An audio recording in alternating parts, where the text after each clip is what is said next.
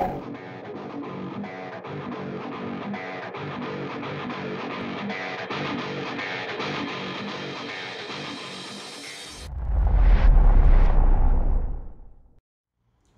Achim from American Runabouts with part 2 of the CV16SS restoration. You've seen this boat when we brought it, when we pulled the cover, and I gave you a little bit of an idea. So a few months since that, I think that was end of last year, and there was a lot of thinking and planning. What are we going to do with the boat? And then also, I mean, for me being a collector of these old Carsons, and I have a CV16 as an outboard in orange. You've probably seen that on some videos. I was like, ooh, perfect. So now I have one with an inboard engine, pretty cool, and I have a really nice green Jeep Cherokee, and I was like, that could be a perfect assembly. Anyway, so this thing was in storage, dried out. It was a little bit moisture just because she was stored outside, but she's pretty solid, so we just checked that again. And so finally we came up with a decision with what we're going to do with her. We will electrify her. So I can already hear the screams and how can you do that, classic, blah blah blah. So if you know me a little bit, you know that I'm really into keeping these boats original. The problem is that, especially in the area where we live, we have a couple of really beautiful lakes, so a dream for everybody who's into water sports and boating. The problem is it's everywhere, it's not allowed to use fuel-driven engines. So either you go sailing or you go electric. So sailing is not my thing, and obviously electrifying them is the only way to keep them alive.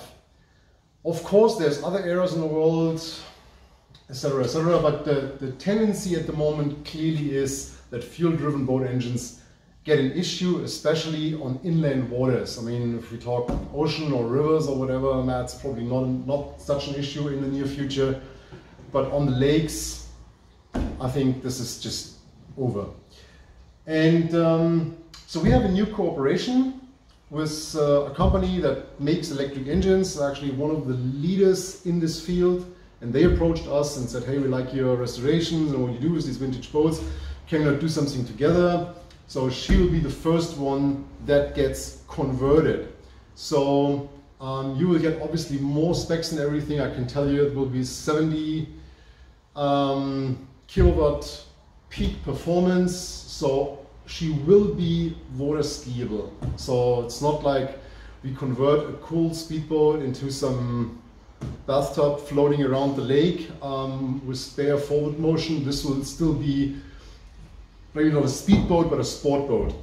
And so yeah, so we picked her yesterday from the storage, got her in the workshop, sitting next to our beautiful Hellwig that will actually go out here next week.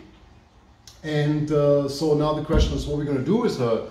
So the first thing, obviously, and the most obvious one, is the gel coat. Gel coat is in good condition. It just has all this grease and oxidation on it, which we'll get rid of. If you've seen the first picture, I showed you a couple of areas where it's really beautiful.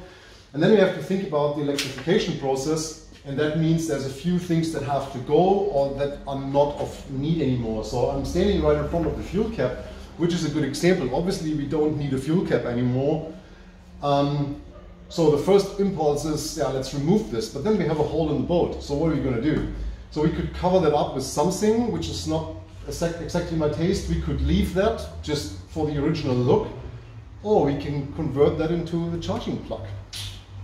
So that's probably what we're going to do. I'm not 100% sure yet, but that's the first idea that came to my mind. Okay, still like fuel, so you can plug it on there, plug in here and charge the batteries.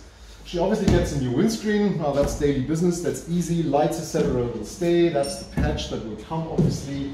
So here, for example, this is the outlet for the fuel fumes. So if you have fumes from the tank, they can go.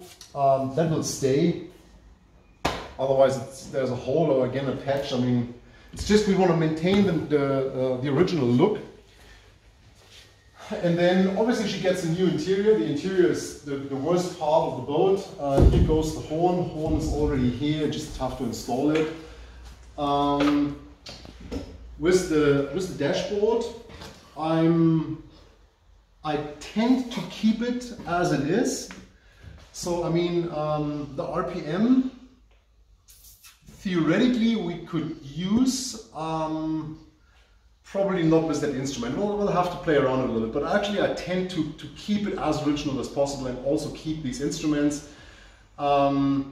I mean, the fuel meter can probably be replaced by a voltmeter or something like that. So we have to play around a little bit with that. Obviously she gets an original steering wheel. This thing's super ugly. She gets new interior. With the interior, the thing is that, I mean, I like the green, but she's very green.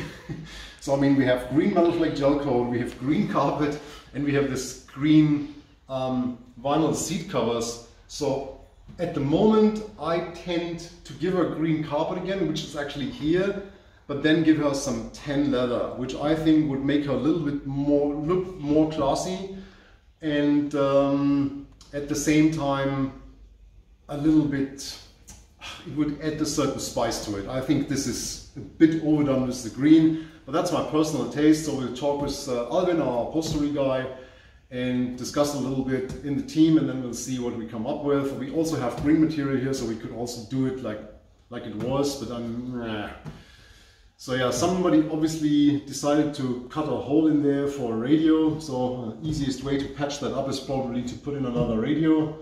So we'll get one of these nice vintage ones.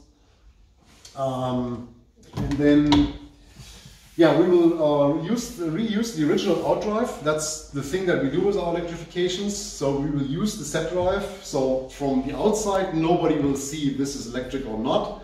And obviously, when you lift the cover here, the engine's gone.